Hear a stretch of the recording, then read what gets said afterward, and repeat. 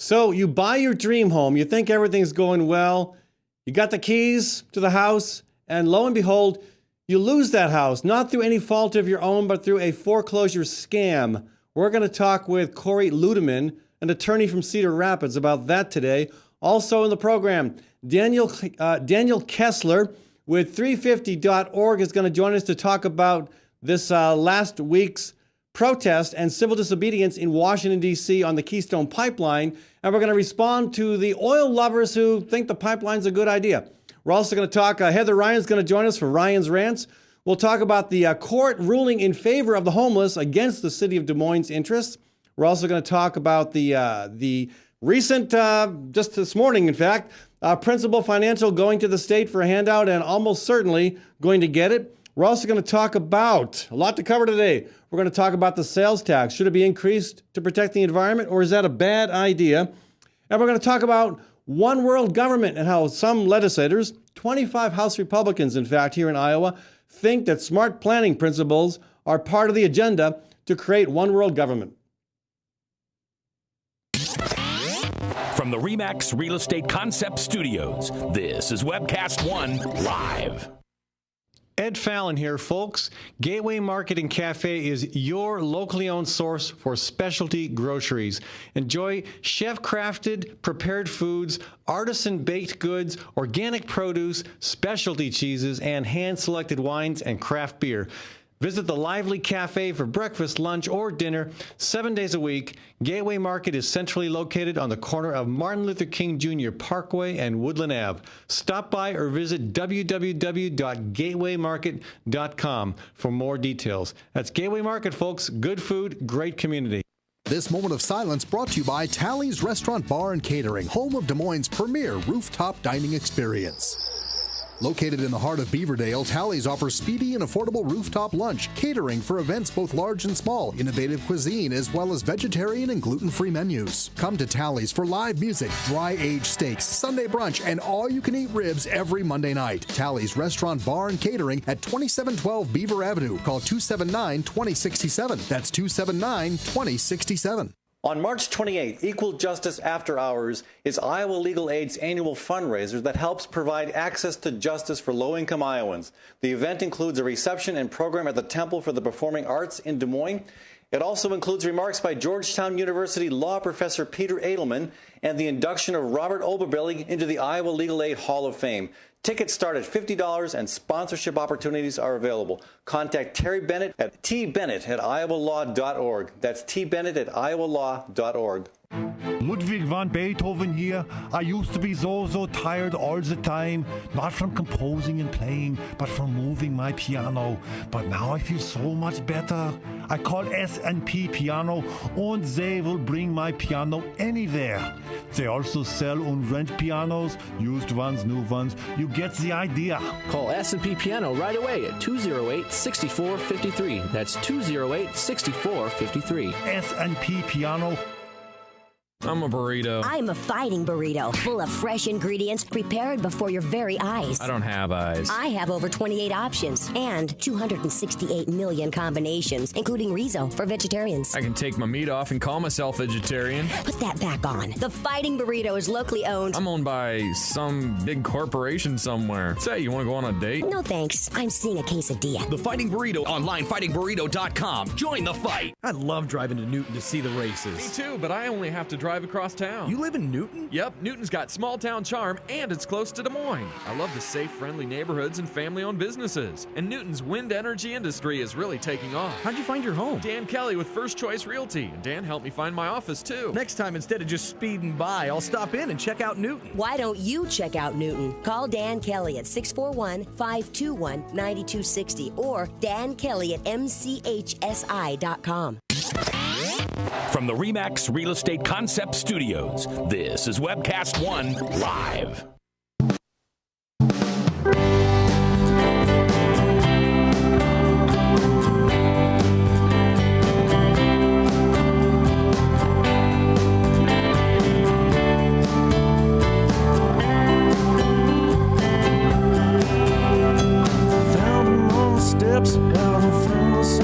Well, I don't know about you folks, but I am severely disappointed This snowstorm was, it doesn't even deserve the word storm. It was just it was an extended period of flurries.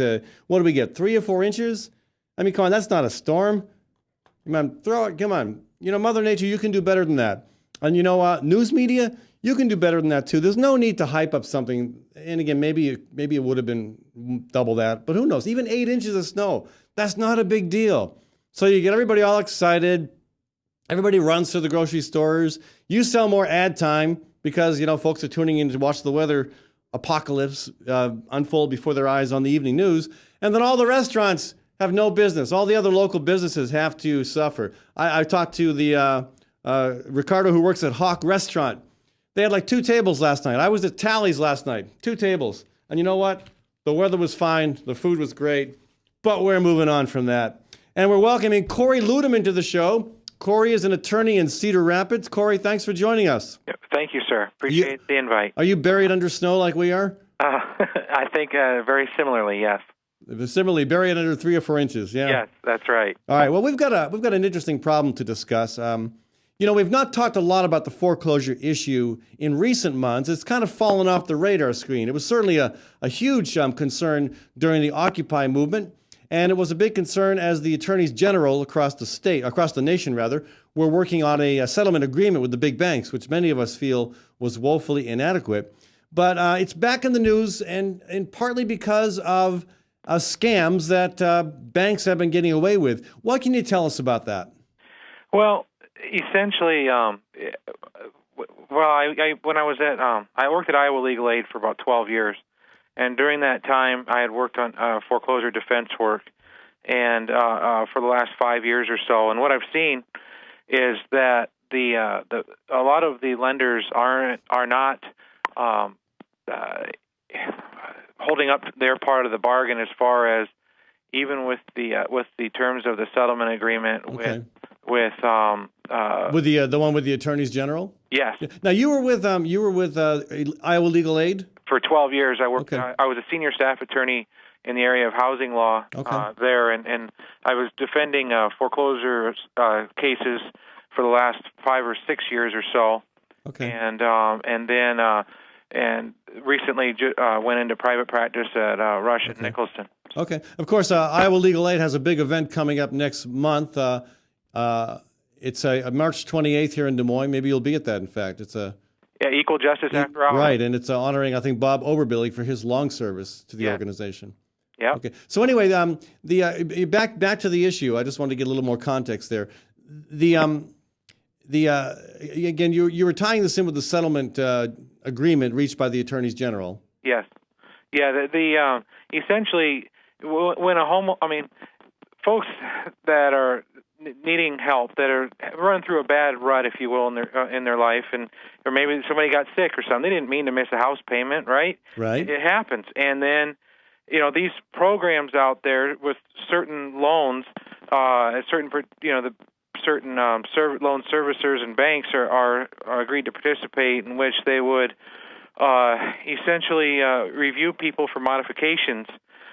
People in these times are desperate, looking for help. Yeah. Sometimes they reach out of the state of Iowa trying to get that help for something they might see online or something. So are these foreclosures triggered because a payment is missed? Yeah, that is true. And then the argument would be made as well, then don't miss your payments. Of course, I understand, I'm empathetic with people who do because of some of the reasons you cited. But is there no provision made for people to be able to catch up? Or do they lose that agreement immediately if they miss even one payment? No, they don't. You get a notice to cure. A homeowner is entitled to receive a notice to cure the deficiency, and fixing it within about 30 days. And then, but 30 days is not much time either. No, it's not. No, it's not. And sometimes it might be a number of months before that 30-day notice comes to the homeowner. Right. And by that time, there's been multiple payments that have been missed or whatnot, because some of these tragedies that folks have gone through are longer lasting than just a month or two. And but essentially they can apply to get help. Now, I would caution anybody to seek help outside of Iowa. In fact, it's very dangerous. I've run into a few clients in my time here at Legal Aid where they had sought help from these fly-by-night operations from the coasts that had promised to help work out a mortgage modification. And what they did is people had errantly sent their money to these folks on a whim and a prayer, essentially. And the money was gone. So this is just outright theft. Yeah, absolutely. And is what's being done about it? Well, again, when we were defending the foreclosure actions, in doing that, I bring that to the court's attention in cases as well, and as part of saying these people aren't being exactly as bad as what the lender is trying to portray them as being. They were trying to save their home. They were trying to do what was necessary to do that. And in fact, they sent thousands of dollars to get it resolved, or so they thought. And and then it just didn't. And then ultimately, the bank didn't get paid, and then it ends up in foreclosure. So I mean, I would think that people who unscrupulous, business folks who did that would be in jail. Well, but I would probably be mistaken, right? I think you are. I think, unfortunately, so. I had clients that were in that predicament make a complaint with the Consumer Protection Division of the Iowa Attorney General's office, and have it pursued that way. And then also, though, I would have the clients contact the real helpline, which is the Iowa Mortgage Help Hotline, and that one is 877-622-4866. And it's also at iowamortgagehelp.com. That's free assistance that's available in the state of Iowa. That's legit. That's a legit operation for it and help. Yeah. Not these places out in different states and whatnot. Sure. Iowa has a very good program in place that once people register with the Iowa Mortgage Help Hotline for help, then they get referred to different housing counseling agencies, and also Iowa Mediation Service, and then ultimately Iowa Legal Aid. Right. If they need help in defending, Yeah, no, I was noticing too that an excellent piece in the Des Moines Register, perhaps it made it to your Gazette as well, by Martha Willits, formerly with the Des Moines Partnership, who works with Iowa Legal Aid, about how many cases have been coming your way, not just in this area, but for all sorts of reasons. I mean, your caseload is the organization's caseload is way up. Yeah, they absolutely went. And yet the money is being, tightened. Less of that available. Right, and that's the thing. I was at Legal Aid for 12 years, and I left in September of 2012. And one of the unfortunate reasons why I ultimately had to make the decision to make a run in private practice was because of the funding constraints on Iowa Legal Aid. Right.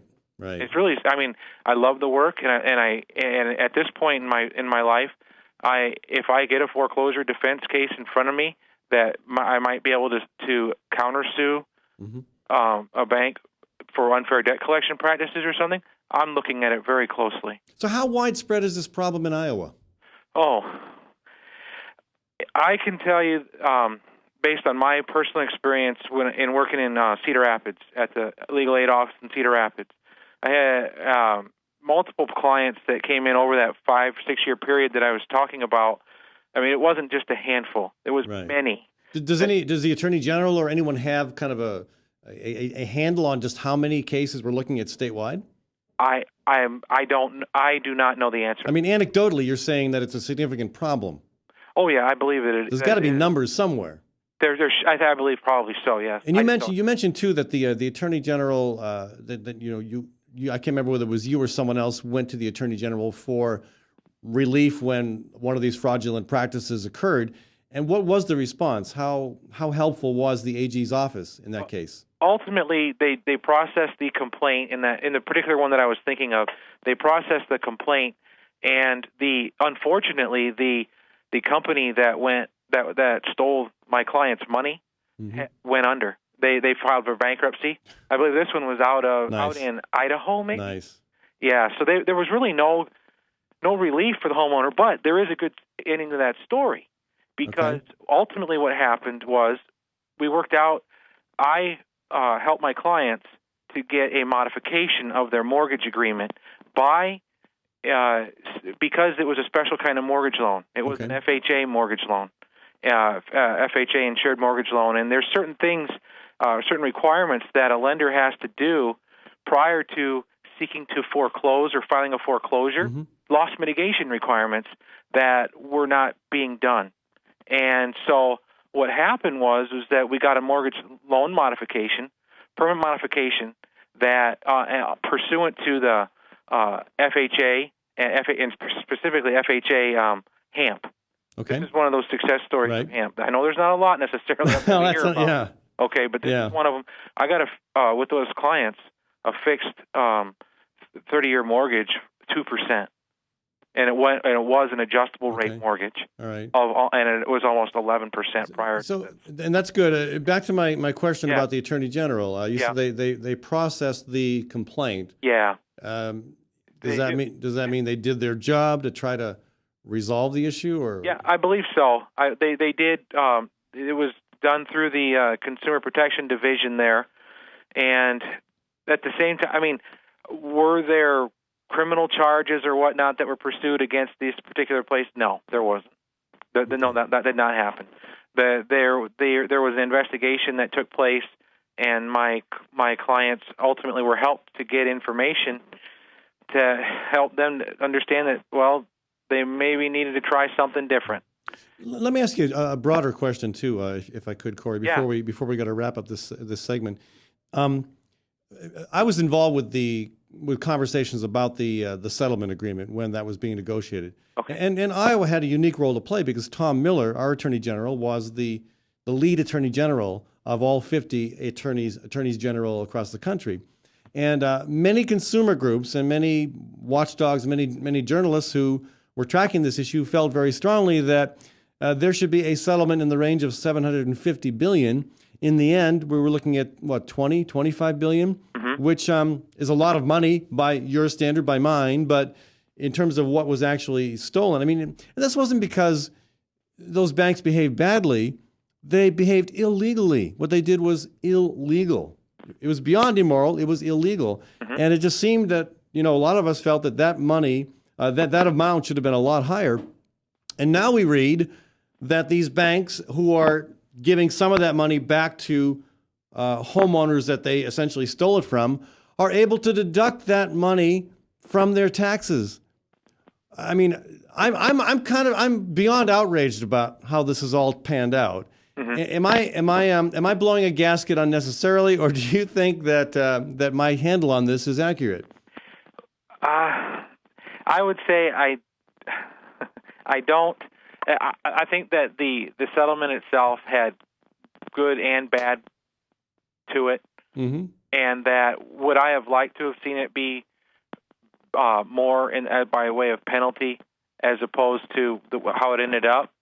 I certainly I'd like to see it have been more, but at the same time, I have seen it where it has helped folks to be able to get modifications of their loans, and it's put a little bit more pressure on them. I don't necessarily. I think that what you're talking about blowing a gasket on certainly that doesn't ring very fair to me. That does if somebody if it's a token payment essentially. And I understand what you're saying. And then to be able to deduct it on your taxes. Right. Right. It seems like a little bit of an additional slap. But I don't know enough. I just know that those from my point of view as a practitioner that was in the trenches on this, in trying to use this settlement and in trying to use it to help homeowners, it was an additional tool. Yeah. And it has made a difference, at least in my personal experience. I've been able to try to help make a difference for additional for homeowners. Well, Corey, thank you so much for joining us. Folks, Corey Ludeman, an attorney from Cedar Rapids who's worked for many years on foreclosures, formerly with the Iowa Legal Aid Society and now on his own. Corey, if folks want to get in touch with you, is there a way to do that? Yeah, absolutely. I'm with Rush and Nicholson. I'm an attorney with Rush and Nicholson in Cedar Rapids, and I can be reached at 319-363-5209. 363-5209. And my email is Corey@rushnicholson.com. Okay. And I have your contact information too, folks. If you need to contact Corey, you can just go through me as well. Hey, thanks so much for joining us. Well, thank you for the invite. And I want to thank Brother Trucker for kicking off this segment of our show with their tune Downtown. I want to thank the Iowa chapter of the Sierra Club and Iowa Physicians for Social Responsibility for sponsoring the Fallon Forum, and Gateway Market for sponsoring this segment of our show. I did not make it to Gateway Market last night, but I imagine there were a lot of folks there, responding to the storm hype, buying groceries. And folks, if you were, then you could not have picked a better place to do it. I'm a big fan of Gateway Market, not just because they are a supporter of this alternative to talk radio, but because they get a lot of their food from local sources.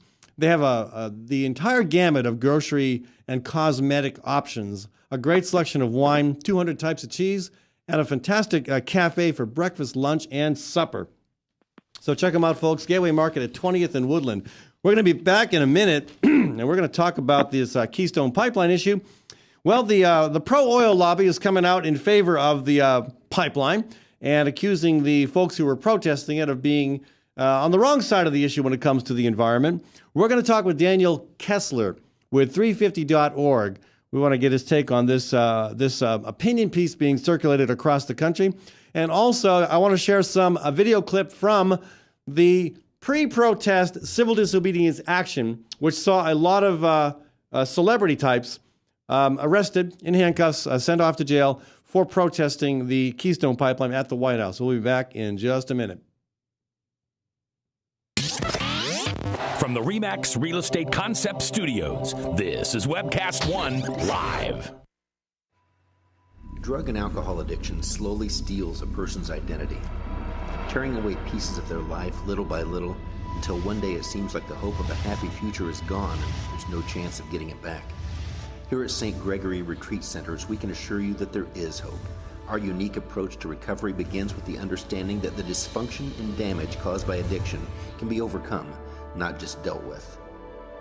Don't let another day go by. Call St. Gregory today.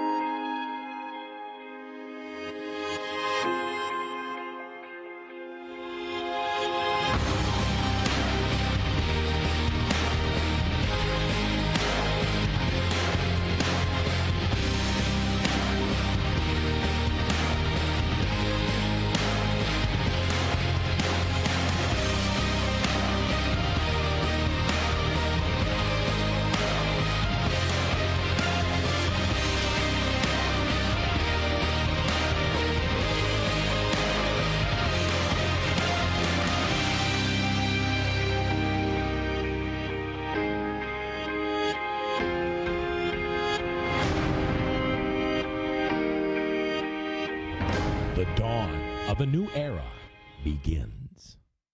Well,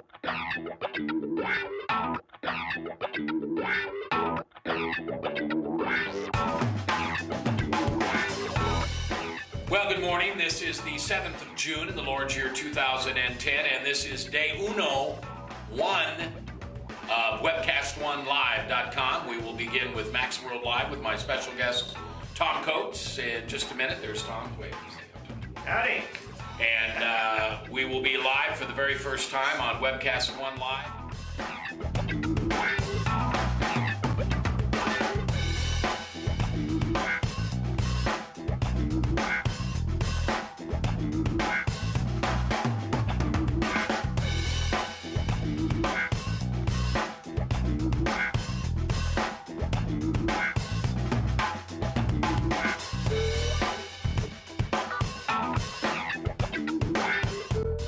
Someday we're going to look back on this and say, gosh, remember that old day in history? Wonder where Walter Cronkite was. He must have been around hanging there too. But actually, it's the beginning of Webcast One Live. And thank you for listening. Thanks, Rob Spearman, and everybody who's put together this project together. And we're ready to go live now. So thanks for listening to MaxWorldLive.com.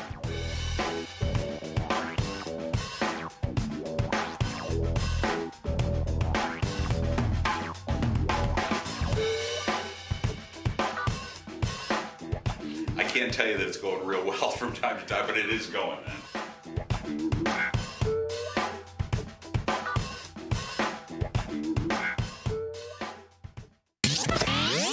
From the RE/MAX Real Estate Concept Studios, this is Webcast One Live.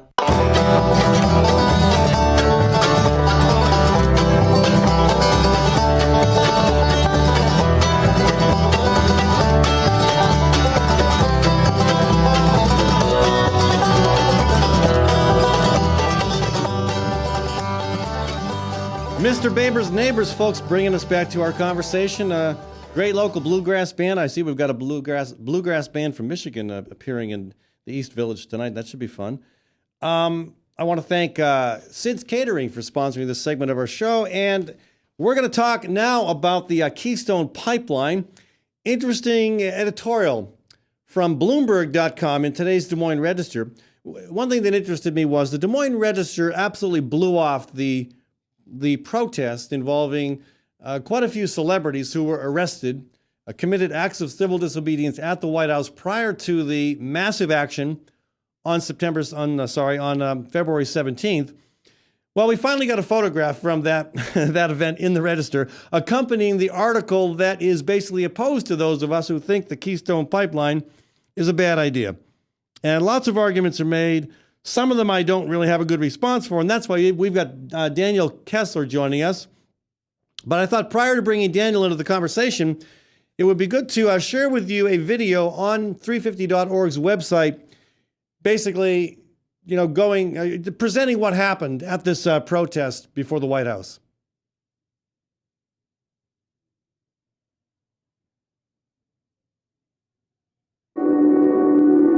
One of the things that's really important about tomorrow is that for the first time in its 120-year history, the Sierra Club is engaging in civil disobedience. I think it's a sign of how much everybody's courage has inspired the whole environmental movement to do things, and a sign of just how serious this fight over the Keystone Pipeline, most of all, really is. We've looked at American history, and we know that civil disobedience, when it's used thoughtfully and responsibly, has helped to achieve great things. It's helped to secure for women the right to vote. It's helped to end segregation in the U.S. And so we know that we can't win on climate change if we continue to dither, if we continue to talk about it but not do anything. And so the Sierra Club is engaging in civil disobedience for the first time because we have a moral catastrophe on our hands, and we need to do everything that we can to compel stronger, bolder action. This is a movement that is about the goodness of who we are. It's about love and justice for all. As I was thinking about taking a plane from California to come here, I thought there's no better reason for me to leave my 6-month-old daughter than to make sure that the planet she inherits is better than the one that I was born into. Se puede! Sí, se puede! Se puede! Sí, se puede! Sí, se puede! Sí, se puede! Sí, se puede! Sí, se puede! We're here to remind everybody that the Keystone Pipeline has become the purest test that there's ever been of whether the president is serious about doing something about climate change or not. And if he does the right thing, it would represent an amazing turning point. It would be the kind of thing that we could hold up to the rest of the world.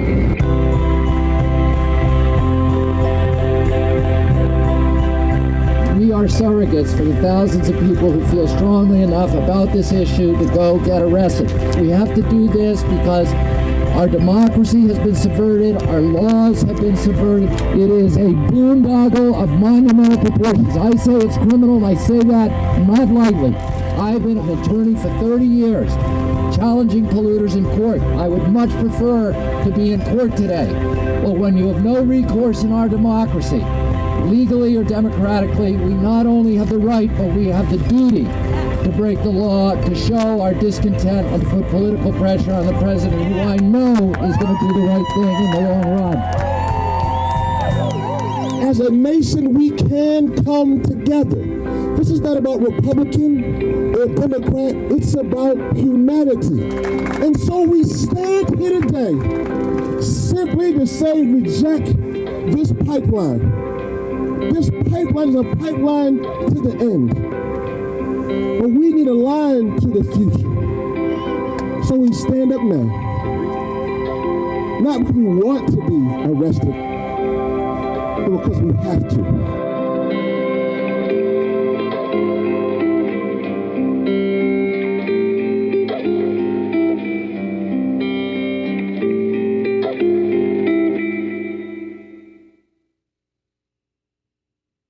Not because we want to be arrested, but because we have to be. Daniel, it was a pretty powerful action, even though it received very little play in the mainstream media, at least here in Iowa. But give me your take on the event itself, the impact, and then I want to move on to this the piece in today's news about the issue. Hey, well, thanks for having me on. It's too bad that it didn't get great coverage in Iowa, but I can promise your listeners that nationally it got great coverage. It was on the nightly news on ABC and NBC and CBS. It was on the front page of the New York Times and USA Today. So the media is definitely paying attention and starting to understand how serious this issue is. Good. And again, there were, 30, 40 people arrested, I believe? We have 48 people arrested, including Bobby Kennedy Jr. and his son, Connor, Bill McKibben, Mike Brune, the executive director of the Sierra Club. Right. This is the first time the Sierra Club has participated in civil disobedience in 120 years. Yeah. And I guess the real highlights for me is we had the former poet laureate of the United States and one of my favorite poets and artists, Robert Haas, was there with his wife. We also had Julian Bond, the former executive director of the NAACP and a real legend, civil rights legend. Yes. Yeah. Now, in the picture we have here, you were you're the gentleman on the left, right, center. Which one are you? So you don't have the video. Okay. Yeah. Well, there's three. You're smiling. One in orange, one in blue, and an older gentleman with a hefty beard in the middle. I think I know the photo you're talking about. I'm probably the bearded gentleman. The guy in the middle is Dick Gregory. That's Dick Gregory. I thought he looked familiar. Okay. Was he arrested as well? That photo is from a couple years ago. A couple years ago. Okay, very good. Well, again, this issue continues to move forward, and it's always encouraging when you have pushback from the other side. And we saw that in today's Des Moines Register with Bloomberg.com. And again, I should be more familiar with Bloomberg. I'm not. I tend to focus a lot on the Iowa angle on issues, and this is not something we normally see published in our local press. But he makes the case that the pipeline would do little to increase greenhouse gas emissions in North America. What would your response to that criticism be? Well, I guess Bloomberg is entitled to their own opinions, but not their own facts. Yeah. People may remember that there was 18 of the country's most prominent climate scientists wrote the president with a very different opinion about 6 weeks ago. And that was headlined by several IPCC reviewers, which means these people work with the United Nations and they're really the top of their field. There was people who work for NASA, there's people who work for the top universities in the country. So, I think Bloomberg should probably listen to those folks. Well, it seems like should also, just to say, they should also listen to the Environmental Protection Agency, which said that this would add it's the equivalent of 6 million cars to our roads. So, 6 million. Know where they get. Yeah. Yeah, I don't quite know where they get their facts from. Well, it's interesting to me that. I mean, it's very naive to me to say that the pipe, referring to the emissions that would be added in North America. It's planet Earth, folks. Whether the emissions are added here or elsewhere, they're still going up into the atmosphere, affecting the parts per million of carbon. So that just seems like a silly argument to me. He also goes on, Bloomberg, it doesn't credit any particular individual. The author goes on to write, extraction of the oil from the tar sands requires heavy equipment to inject steam underground, and it's relatively expensive and high in carbon emissions compared with simple drilling for liquid oil. Goes on to say that similar steam injection processes are used in California, and yet there has not been any kind of attention to this extent in opposition to that extraction. What would you say to that? I'd say that's one of the silliest arguments I've ever heard. It's a bit of a straw man argument. It's like saying, my neighbor pollutes worse than I do, so I'm free to pollute, a little bit more. It doesn't make any sense. At this point, a lot of the industry is trying to distract people from and draw these kind of very strange comparisons between different projects. Look, we're in a climate crisis. We just had the hottest year on record last year in the United States. Half the country's in drought. We just flooded New York City, the greatest city in the world, with a hurricane. I thought Des Moines was the greatest city in the world. Well, people have different opinions. Okay. Partial in New York City. But, we're in a crisis situation, and the idea that like we can just sweep this up under the rug and say, oh, well, this project's not as bad as this project. That's a really silly argument. And it's what it is just it's trying to get out of the responsibility that we have. Sure. And I agree with you. But to his point, though, why has the focus been on the Canadian tar sands and not on the similar technique being used in California? Because the Canadian tar sands represent the third largest pool of carbon on the planet. It's a much bigger issue. Yeah. Yeah, and the NASA scientists have said if we fully tap into the tar sands, it's going to be, quote, game over for the climate. Just some simple numbers for folks, and this gets a little technical, but the best science says that we can burn about 500 gigatons of carbon if we want to stop runaway climate change. And we burn about 30 to 32 gigatons. So that puts us on like a 16 annually. So that puts us on about a 16-year projection. The tar sands in Canada have 240 gigatons of carbon. So roughly half of what we can burn is just in Canada. And some of that is so. Well, go ahead. Right. So that's why people are so focused on stopping. And some of that is released during the actual extraction of the oil, correct? But the bulk of it would be released when the oil was burned for fuel. Well, the whole life cycle of it is extremely energy intensive.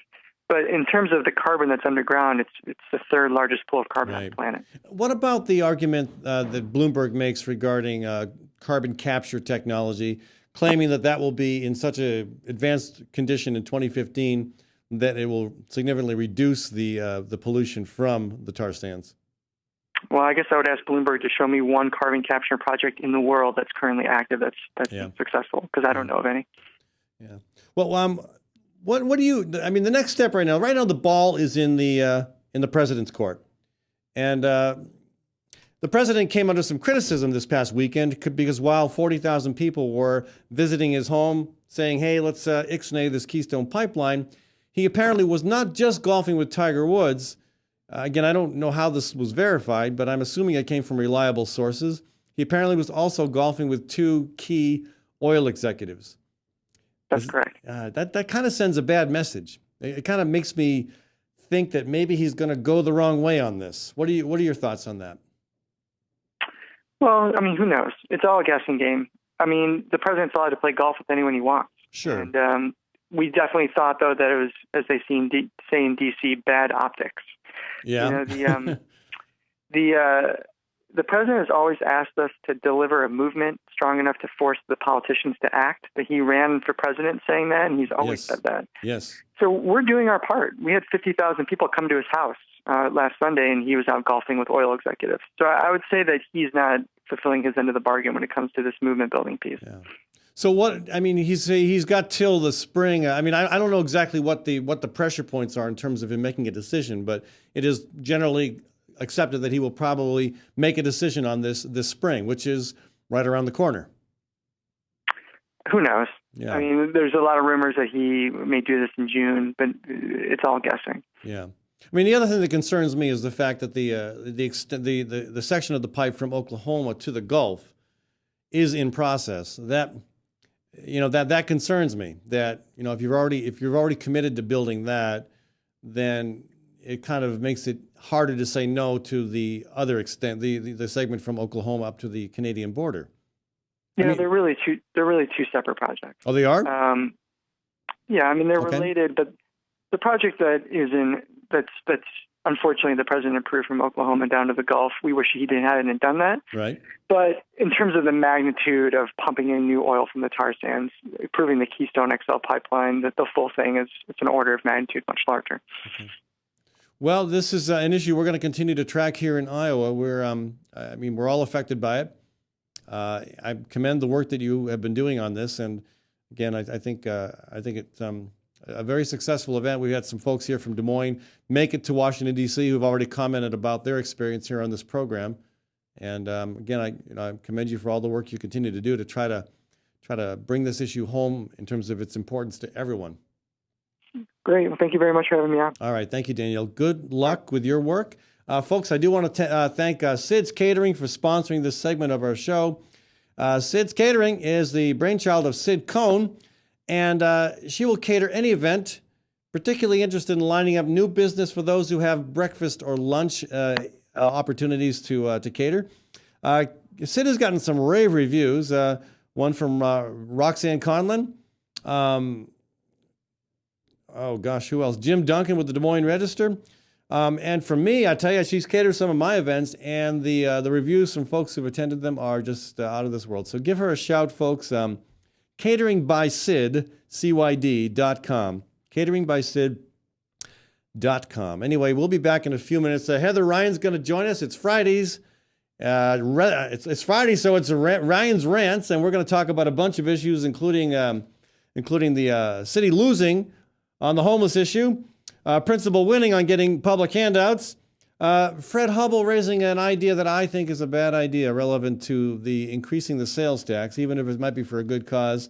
And you need to be very, very careful, folks, because all this great talk about local planning, about smart growth, about controlling urban sprawl, redeveloping our communities, do not be fooled. It is just a front for the UN agenda to take over the world and establish one world government, or at least 25 House members at the Iowa State House believe that to be the case. From the RE/MAX Real Estate Concept Studios, this is Webcast One Live. Community CPA is the 15th largest CPA firm in Iowa, providing audit, tax, and accounting services. Community CPA specializes in international tax treaty and double taxation avoidance among countries and states. 9 dedicated, experienced, hardworking staff are the company's foundation, and their compassion towards every client is the secret behind Community CPA's success. At Community CPA, you can expect quality service year-round. Call 288-3188. Community CPA, 3816 Ingersoll. Experience the difference. Since 1994, Sid's Catering has graced Des Moines area events with quality service and rave reviews. Owner Sid Cohn's culinary career began with a Northeast Iowa vacation home for international clientele. Sid earned a Bachelor of Science in Hotel Restaurant Management and was the assistant clubhouse manager at Des Moines Golf and Country Club. Sid has a passion for fresh, local products and offers a wide range of options, including vegan, gluten-free, and ethnic. Mention the Fallon Forum when you book your breakfast or lunch event and get 10% off. Contact Sid's Catering at 208-2091. That's Sid's Catering at 208-2091. This is Dr. Holding, the Story County Veterinary Clinic. For 15 years, we have been spaying and neutering feral cat groups at affordable prices. Wild cats destroy game birds and songbirds. A single female cat can produce over 4,000 kittens in 7 years. The shelters are full, so unwanted kittens will be put to sleep. Your cats will stay home and stay healthy. Call us for all your dog and cat needs at the Story County Veterinary Clinic between Ames and Nevada on Highway 30, 1 mile east of Interstate 35, 515-232-8766. It's time to think about upgrading the efficiency of your furnace and air conditioner. Leonard Tinker Heating and Cooling has provided honest, competent service for over 20 years. Whether it's your home or business, for repair work or to install a more energy-efficient furnace or air conditioner, call Leonard Tinker at 263-0422. That's 263-0422. For honest, competent heating and cooling service, call Leonard Tinker at 263-0422. Nestled in the heart of downtown, Ritual Cafe is one of Des Moines' most unique places, offering a wide variety of coffee and tea. Ritual Cafe also serves the only all-vegetarian menu in town. And Ritual Cafe is a cultural hub for artists and musicians, with a performance stage hosting local, national, and international talent. Make Ritual Cafe a part of your daily ritual. On 13th Street between Locust and Grand in downtown Des Moines. And check out ritualcafe.com. From the RE/MAX Real Estate Concept Studios, this is Webcast One Live.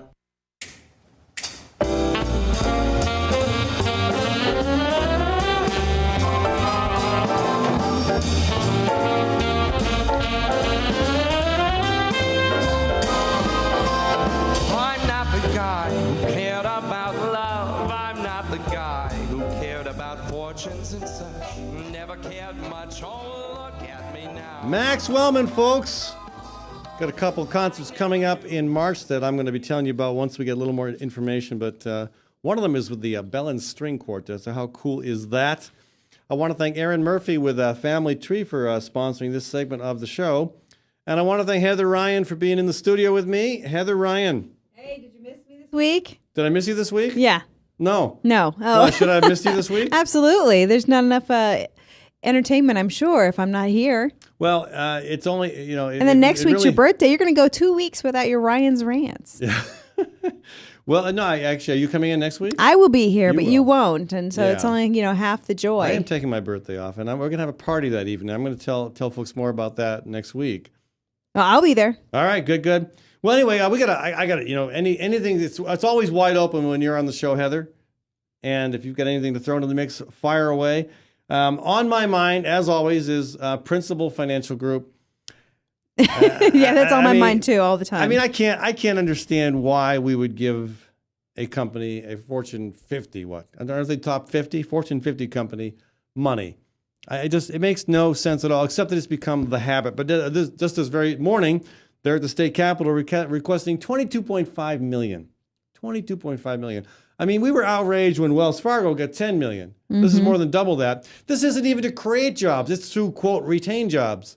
Right. And of course, the jobs are going to continue to be retained regardless of if we give them money. It's really asinine. It's so far out there, I don't even know where to begin. And I wish I could disagree with you on this because I know that it's fun to fight with me. But everybody loves to fight with Heather. But no, I mean, they don't need the handout. They're asking for corporate welfare, and I'm sure, going to give it to them. And if it was anybody else, if I was asking for $22 million to help feed and house the poor, and build up my Des Moines East Side, people would have a titty attack. But because it's not, because it's for corporate welfare, they're probably going to hand it over to them. But if I wanted to do something for the good of the citizens, people would freak out. Well, and look what they want to do. They want to, quote, modernize the downtown buildings. Whoopee. I mean, that's great. I'm happy for you, but, modernize the downtown buildings. They have this little thing called profit that they could be using, part of their profits, which are substantial. Well, the company's spokeswoman, Susan Hauser, says the project will help the company to be better positioned to attract and retain employees in downtown Des Moines for many years to come. Yeah, because people move to Des Moines specifically because the downtown area looks pretty. That's just silly. I think actually downtown has come a long way, and it is one of the attractions that we now have to offer in this. But people aren't moving here for that. People are moving here for jobs or for family or for it's a good variety place of things. But not just because Principal borrowed $22 million or took $22 million off the backs of the taxpayers. Well, the bottom line is, the strongest argument you can make for corporate welfare is if this company doesn't get this money, they'll leave. Principal's not even saying that. That's not even going to happen. They're not even saying that. We just want the money. And that's all they're saying. We want the money. Can we have it? And we'll say, well, yes, you can. Here you go. And you mentioned the homeless. The homeless, of course, aren't applying for any grants. Right. Let's give that $22 million to the homeless people that are living under the bridges. I'm not sure that'd be a good investment either. But yeah, they're living. I mean, there's a whole bunch of folks who, because shelters are full, because times are rough, and for various reasons, a lot of the homeless are veterans. Right. You're a veteran. I am. And you haven't been homeless. Not lately. No, okay. But a lot of folks homeless living under bridges in some of the wooded areas along rivers close to downtown. And the city of Des Moines came and said, we'd like you to leave, pretty please. I don't think it was that nice, but they did tell them they were going to have to leave. They weren't as heavy-handed as they have been in the past because they got a lot of flack for that. So it was more of a, hey, we really think you could leave right now. Here's an eviction notice. Right. They did give them eviction notices. That's the part I found interesting. Yeah. And, the homeless did, they put a pretty compelling case out there why they didn't want to go into these shelters that were overcrowded and they'd be sleeping in a chair. And, I can't personally imagine being homeless, but they put a pretty compelling case out there why they didn't want to leave. And to evict them in the middle of the winter when the stakes to their tents are frozen into the ground, and you can't pull up your tent and go stake it on some other plot of frozen ground. Yeah, that's compelling to me. That makes sense. That's logical. I kind of get it. Well, it's an interesting set of allies because we've got on the side of the homeless are powerhouses like you and I, and the Iowa Legal Aid Society, and the courts. The courts ruled and we have mixed feelings about the courts, don't we? We do. We do. The courts ruled in favor of the homeless. The Des Moines Register came down on the side of the city of Des Moines. This is an interesting mess. But anyway, for I have now, mixed feelings about the Des Moines Register too. It's the courts and the Des Moines Register kind of right there. Mixed feelings either way. yeah, I just I read their editorial on this, and I'm just like, I don't understand their reasoning. I think you would have to have never been in really dire straits to be able to reason that it made any sense at all to evict people in the dead of winter and ask them to go move their homeless camp somewhere else. Evict them from a tent. I mean, evicting them from something that's nothing. So it's beyond words. It's not like they're attacking and raping passersby. No. Killing, maiming, stealing. They're not committing. I mean, there's always going to be. It's interesting. We've lived all over the country, so it's interesting from one city to the next how they deal with their homeless population. In Paducah, when they got overwhelmed with homeless and they didn't have room for them anymore, they literally gave them a tent and sent them into the woods.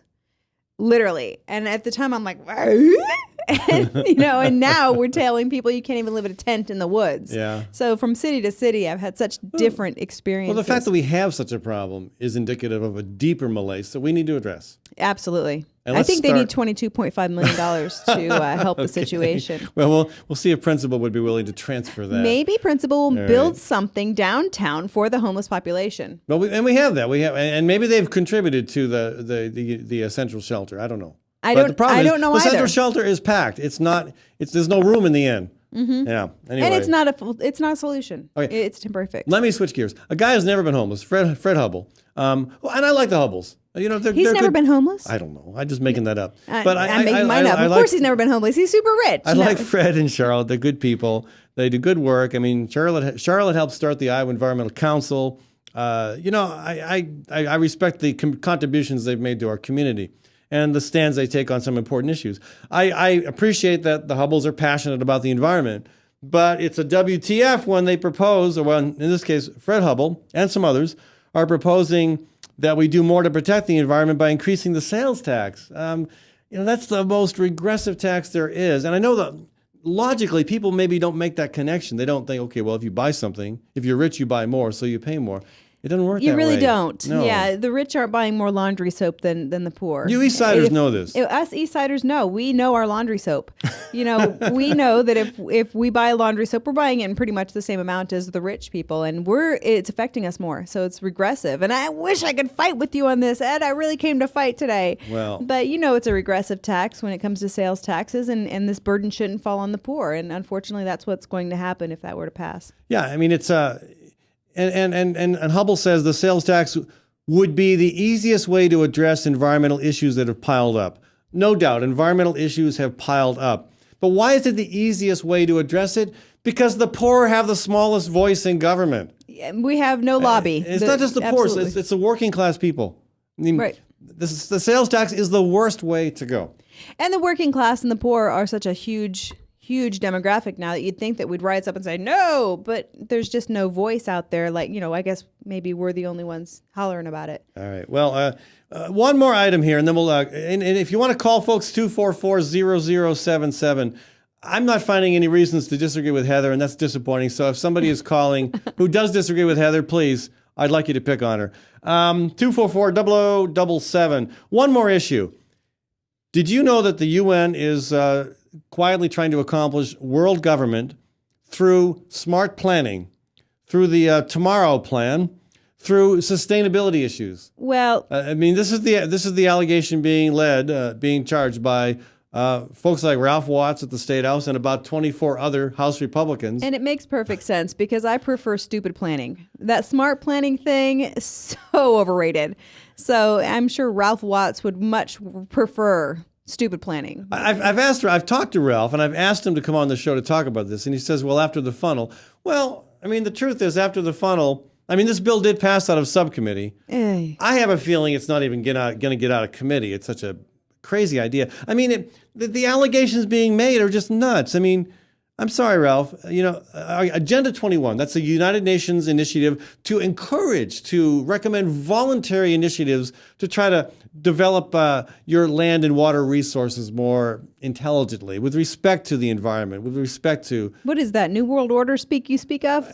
Well, that's what Summer's saying it is. I mean, they say it's going to take away property rights, drive people from rural Iowa. I have no idea how you get from, hey, let's build our communities in a way that's intelligent, to taking over rural Iowa and eliminating people's property rights. I do not get that. I mean, I'm a big property rights fan. I mean, the one bill the Republicans let me floor manage, and Republicans decide who gets to floor manage bills. Democrats rarely get to do it. I did get to do one. It was a property rights bill. I'm a big fan of protecting property rights. I hear you. And so when these accusations are made, I'm just going to call BS. But Ralph goes on to say it's kind of like the collectivism the Soviet Union had for the last half a century. Half a century? Well, why not? The Soviet Union disbanded a lot more recent, a lot further back than that. But anyway, I'm just in awe that this stuff can even be introduced. It's just so off the wall. I'm not going to disagree with you, but here's the thing. You and I have agreed on 4 issues now. I have to say, I have a reason to chastise you. I noticed that on your website I can give to you, but it's not very user-friendly, and I think that you need to... You're wagging your finger at me. It's very, very intimidating. I think you need a brochure or something. I'm just saying it needs to be easier to give to the Fallon Forum and make sure that your voice is consistently heard and supported and sponsored. So it needs to be easier to become a sponsor or donor to this program. Yes, a monthly sponsor or a donor. I'm going to have to agree with you. I'm going to have to agree with you on that. All right. All right.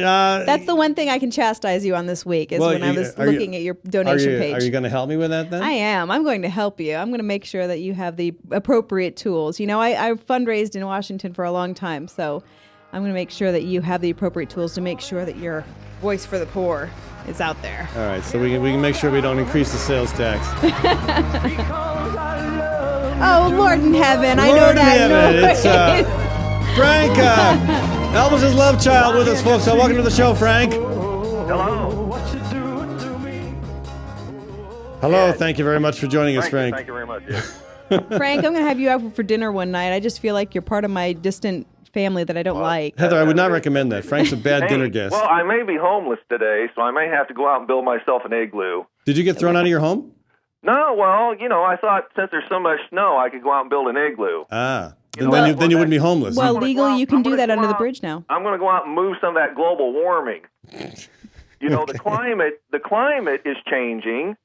So obviously, if the climate is changing, it ought to be 90 degrees out, but it's not. I wonder why. No, that's I don't understand your reasoning. Frank, they have this thing called science. You should look into it. They just invented it. Well, in case you want some cheap laundry soap, go to Walmart. I would not. I will pay a little bit more and not go to Walmart. If you want really cheap laundry soap, make it yourself. Well, listen. That's true. You can go to Pinterest and get every kind of... Benjamin Carson had the best idea. Who? Benjamin Carson. Don't know him. Nope. He's the prayer breakfast guy that everybody was throwing a conniption over. Don't know him still. Nope. Okay, well, anyway, he said that basically what I've said for a long time, that tithing is the most fair tax, 10% to everybody. And the reason why the government will not go along with a straight across-the-board tax to everybody is because when everybody's got some skin in the game, it's a lot harder to raise taxes on people. It's easy to raise taxes on people when only a certain percentage of the taxpayers are paying taxes, and then everybody says, yeah, go after those guys, go after those guys. Okay. Or it's easy to raise taxes when the people you want to go after have no political voice, like low-income people. Middle class, working people. Yeah, I'd have to say it's not easy to raise taxes on the rich. Look at how much kerfuffle they make when you ask them to pay equal to what a middle class person pays. But you know as well as I do, Jeffrey M. Melton, GE, paid no taxes. Now, what I'm saying is if somebody makes $1 gazillion, they pay a large portion of, say it's 10%, 15%, whatever you want to make it. They're going to pay a large portion. The person that's making $1 is going to pay a dime. The person that's making $10 is going to pay $1. Across the board, if everybody's paying something into the kitty, then when the government says, hey, let's raise taxes, then you're raising taxes on everyone, not just a portion of the society. Frank, Heather's rolling her eyes at you, and you're missing it because you don't have a computer. You need to get a computer, Frank. Get one of those in your igloo. Do you want to respond to that, Heather? If I can run I didn't even know where to respond. It was kind of run an electrical cord over there to what's that place you live over there, Ed? Up on the hill. Sherman? Sherman Hill. The brother of Tecumseh Sherman, very popular down in Georgia. If I can run my electrical cord over there, drop cord, I'll get some electricity in my igloo. All right, Frank, thanks for the call. You have a great snow blizzard. Whatever. What did your daughter call it? The Blizzard of Oz? Yeah, the Blizzard of Oz in Kansas. All right. Well, Heather, thanks so much for joining us. Oh yeah, I'm going to miss you next week. We'll have to go party. Well, yeah, I am going to have I am going to have a birthday party next week. And as your newly found fundraiser, donations to the Fallon Forum would be greatly appreciated in honor of your birthday. Well, I do want to make it more of a fun time with less focus on the essentials that's of life. People like me do, the fundraisers. We make it all uncomfortable for everybody. That's our job. So your job is to make it uncomfortable for people? Yeah, your job is to make it comfortable. I do the uncomfortable. Okay. Well, I'm glad to know that. I think in terms of job responsibilities, I'm going to run with the one I've been assigned, and wish you luck with yours. But anyway. Oh, there's my song. Heather Ryan, folks, thanks for joining us. Heather, whose daughter is Heaven. Thank you. I appreciate it. All right. It was a good time. We'll be back next week, folks, with a lot more conversation on a lot of important issues. Stick around. Again, I want to thank Aaron Murphy with Family Tree. Family Tree is located at 3900 Ingersoll. Family Tree Yoga and Massage. They offer great services with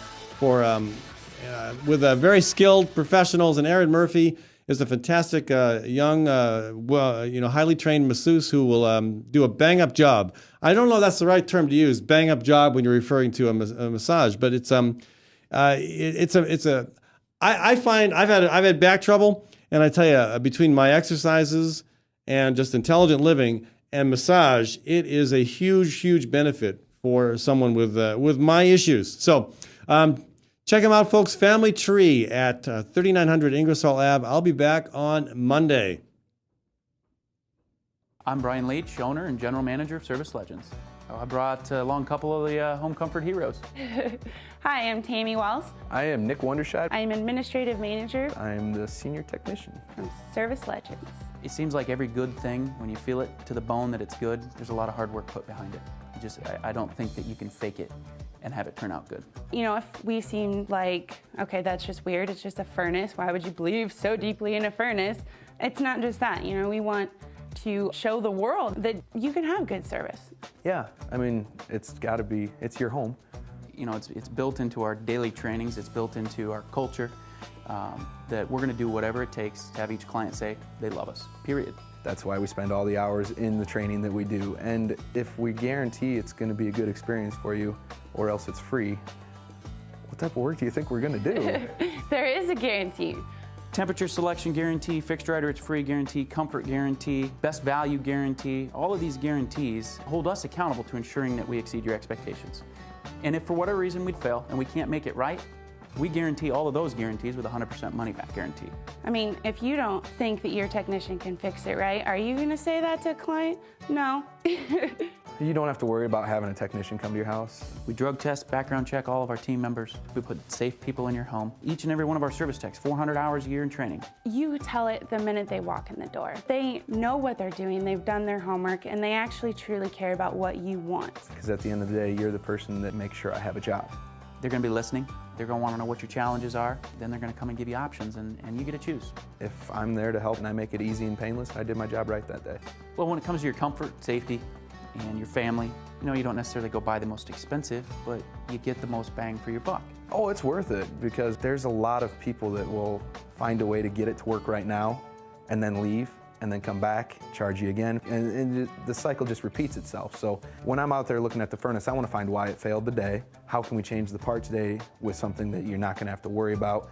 Is it worth changing the part today? I mean, you can put a lot of money into a furnace. I can fix parts all day. There's good job security in that for me, but is it the right thing for you? I get a lot of the phone calls of after the technicians are there. They're just in awe. They're like, wow, you guys are great. I mean, I don't even know what to say. You guys are great. Everything you did was perfect. It was great. Keep going though. I like this. Just give us a try. I'm going to take all the risk. I've got the time to make this right. I've got the support to make it right. Just check us out. And if you don't see the value in what we do, I mean, fixed right or it's free or 100% money back. enough said.